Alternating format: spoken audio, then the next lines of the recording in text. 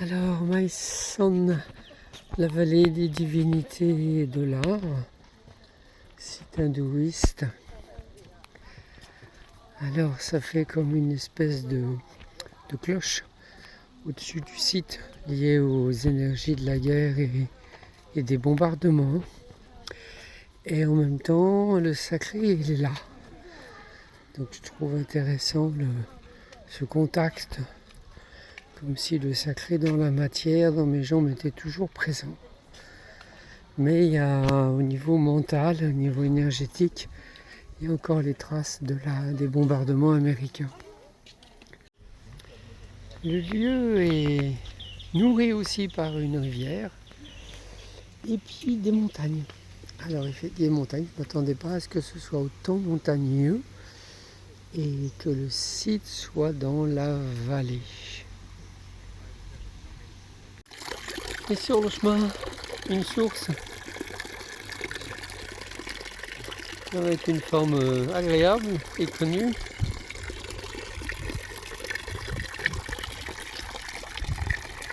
J'aime ce petit clin d'œil avec le ciel qui se reflète là. Gopash, le premier dans le sens de la visite. Avec ici je vois des linteaux en pierre. Et un petit centre sur une colline au sommet. Énergétiquement, il reste quelque chose. Ici était l'entrée.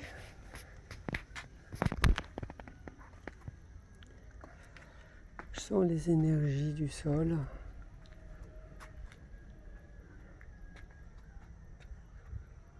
Dense.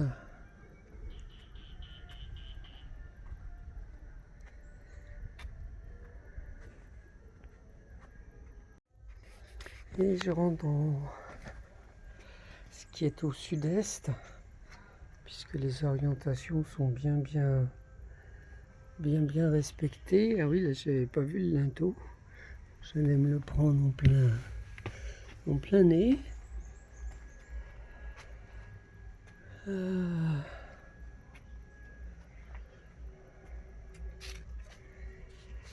Oui. Ben là, il y a une petite forme ovale. Deux seuils différents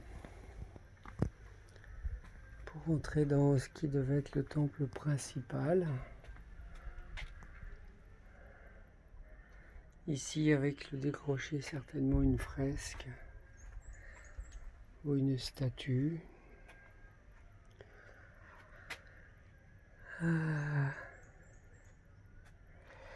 Il y a un mystère savoureux. Un mystère qui glisse dans mon aura, comme quelque chose qui m'entoure, qui est très fluide. Une sensation inconnue. J'allais dire c'est visqueux, dans le sens où c'est pas comme de l'eau, comme un gel.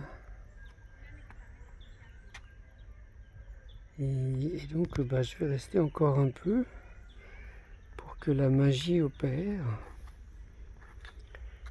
pour ressentir ce mystère savoureux.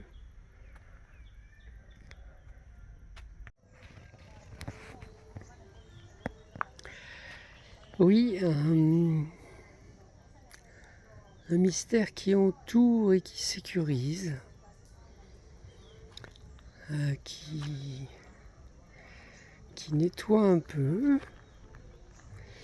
qui met en lumière. Donc le lieu, malgré tout, est actif, en tous les cas pour les gens réceptifs.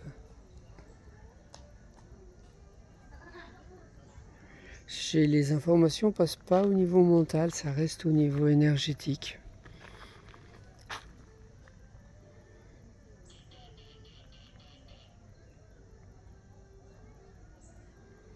quelque chose qui ressemble à Bienvenue à la maison et quelque chose qui ressemble à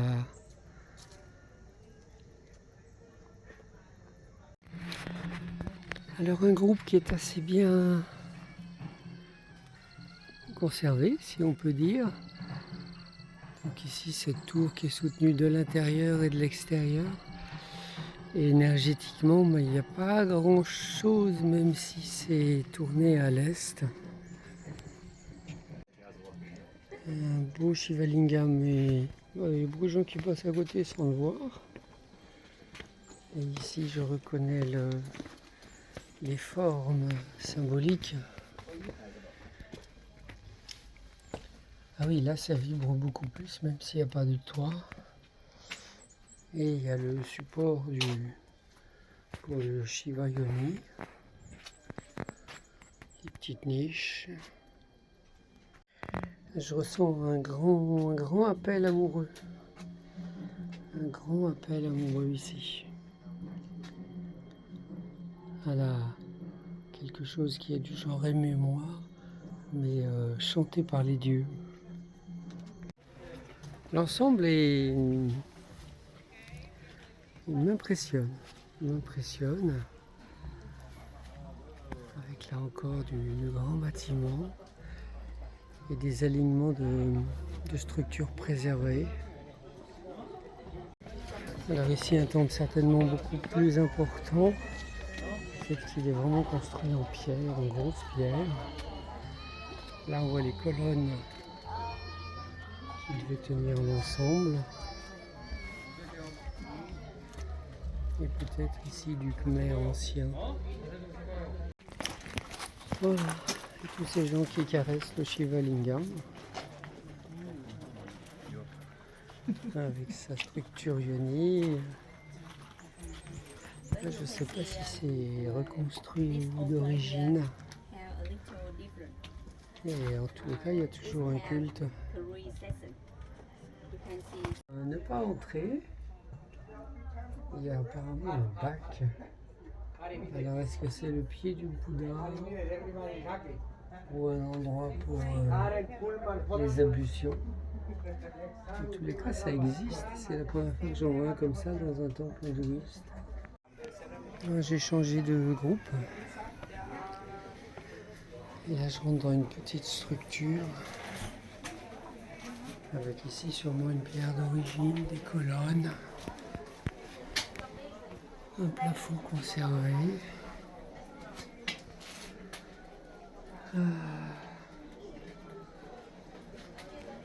Tout ça orienté à l'est.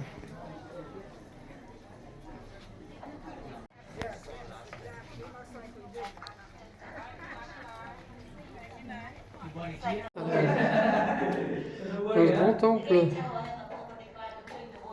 il y a une immense yoni avec certainement un grand Shiva, un grand lingam.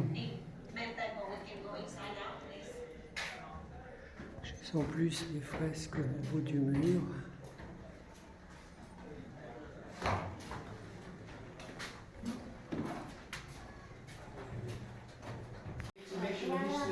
Alors, dans un temple, ils ont créé cet espace pour présenter quelques statues. Et là, les bombes.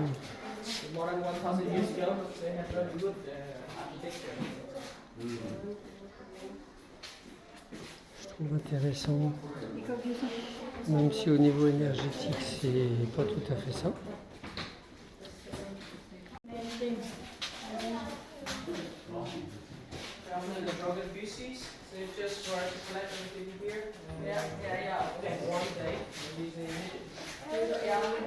Et là, je suis toujours dans le groupe principal, avec une entrée majestueuse. Là, il manque le toit. Et l'entrée.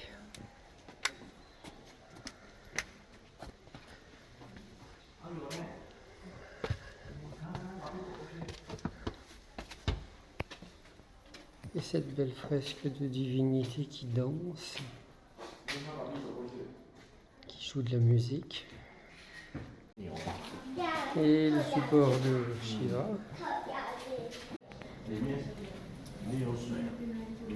Ah, j'aime beaucoup, oui. Une belle lignée ronde sur un lotus. Et là, avec des grands pieds. Et à cette époque-là, c'est Vishnu.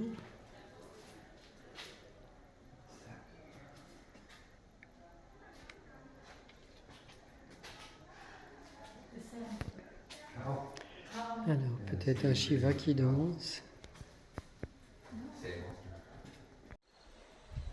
Un groupe danse construit à des dates différentes, mais la plus ancienne pouvant être du IVe siècle. Et je vois que les orientations sont tout à fait au clair. Les énergies l'étaient aussi. Même si là, juste devant, il n'y a plus qu'une ruine. Mais à certains moments, je touche le sacré ancestral. Ici, deux petits groupes qui sont un peu perdus dans la végétation, qui n'ont pas été plus exploités, explorés que ça. Et ils ont le mérite au moins d'être préservés pour le moment. Et alors de l'autre côté, il y a effectivement un ensemble qui a été quasiment complètement détruit par les bombardements américains. Mais il reste la structure et l'orientation.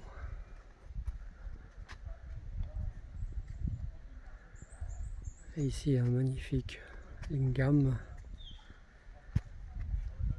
Vishnu, Shiva, Brahma. Et ces bas-reliefs, même s'ils sont dans une tour carrée, rectangulaire, me fait penser aux 64 yoginis du temple d'un ou le plus ancien temple tantrique en Inde.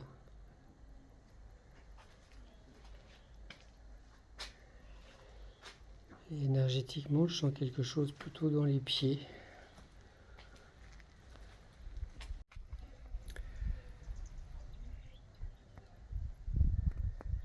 Et oui, et là,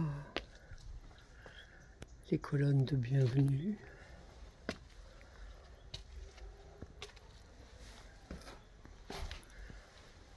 Et cet espace.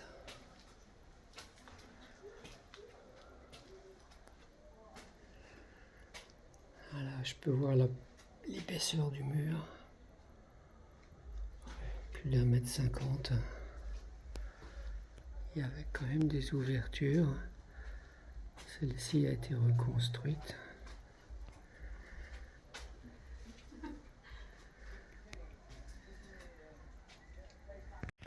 L'ensemble du site, alors surtout cette partie qui a été grandement bombardée, détruite, vibre peu ou pas. Et en même temps, je me promène comme un rituel de libération et comme un rituel de dynamisation des énergies. Là, il y a des beaux... Là, il y a une belle énergie, une belle sculpture. Et dans ce mur, l'eau sacrée devait couler.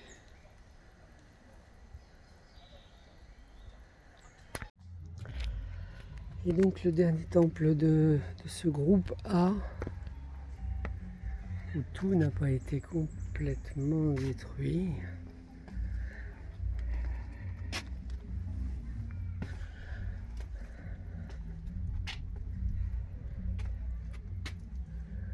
Et avec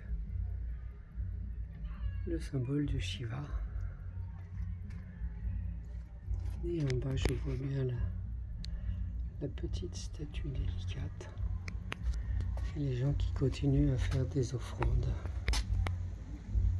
Et une petite vision d'ensemble. Où là, je vois la yoni. Avec ce qui a pu être reconstruit. le groupe A. C'est original qu'ils aient mis des cailloux de rivière. Et c'est peut-être des cailloux du lieu, puisqu'il y a une rivière qui coule. Mais il est orienté à l'ouest. Et donc, est-ce que lui concernerait les mystères de la magie, des initiations secrètes? Parce que là, il y a effectivement de quoi fermer les portes. Et ici, une belle dalle, comme un menhir, mais avec ses inscriptions. Et le temple, où je devine par là une sculpture. Alors là, je suis dans le petit sas énergétique qui nous mènerait au temple ésotérique.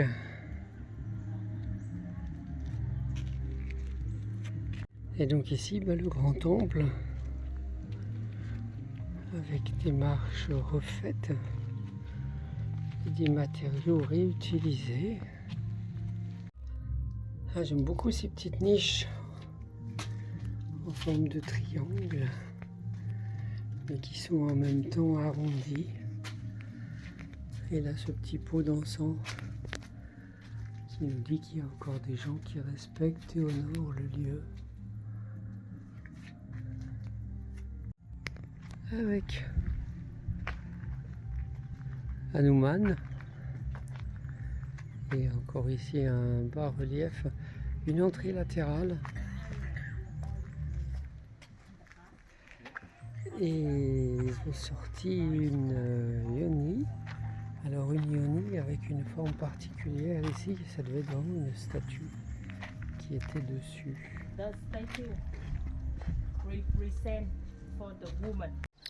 Et bien ce groupe est très sympa, en haut de la colline, avec ces ouvertures à l'ouest qui sont à la fois mystérieuses et que je peux comprendre.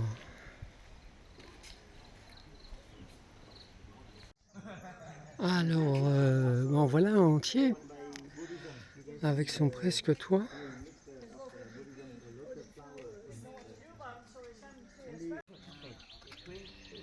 Une belle dalle avec une forme que je retrouve dans les pierres d'entrée. Ici, une yoni avec de belles inscriptions ici. Et une yoni ronde qui, elle, semble entière.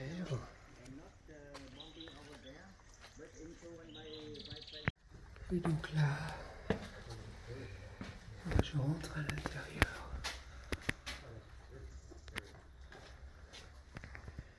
Une salle de préparation.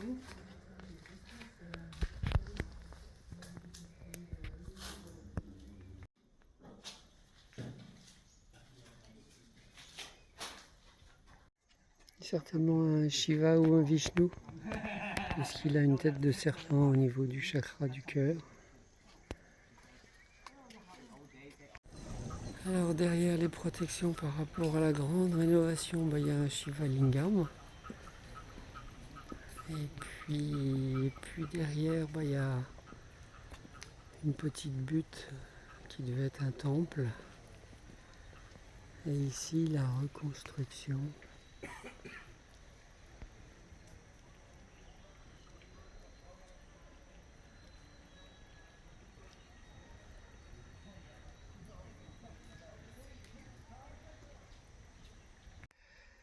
Alors je suis au groupe K,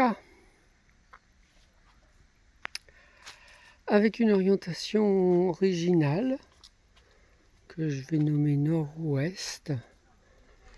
Donc ici il reste un temple et avec une succession que nous devinons ici de fouilles.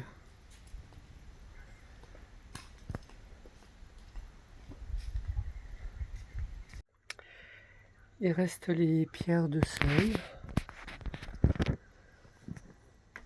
Ici, ce qui devait être le logement d'une statue. Donc un vrai de vrai temple. De nouveau les pierres de seuil. Le logement de la statue et tout un alignement. Alors,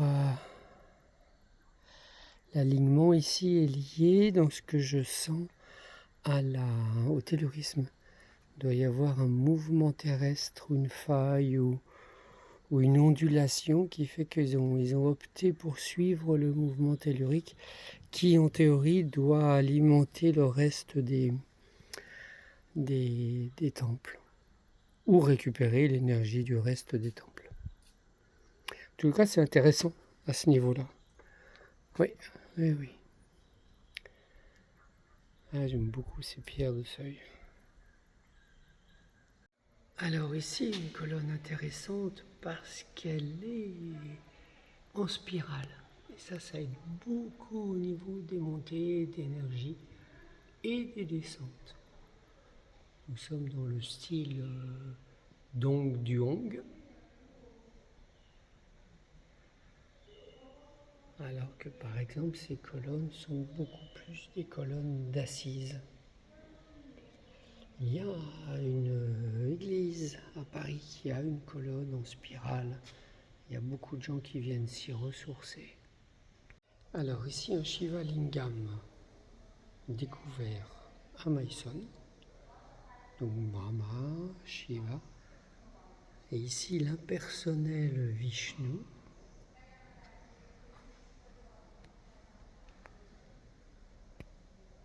Qui devient personnel. Alors une petite vue en hauteur.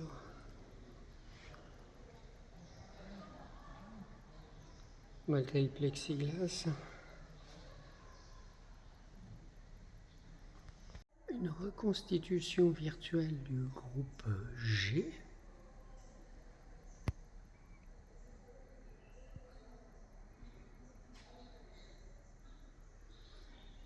Avec ce que j'appelais pour moi ici, alors la pièce d'assemblée, mais qui est en fait tournée à l'ouest, donc qui serait plus quelque chose d'ésotérique, de secret, de magique, de doctrine particulière. Alors ici, ils ont bien remarqué un alignement.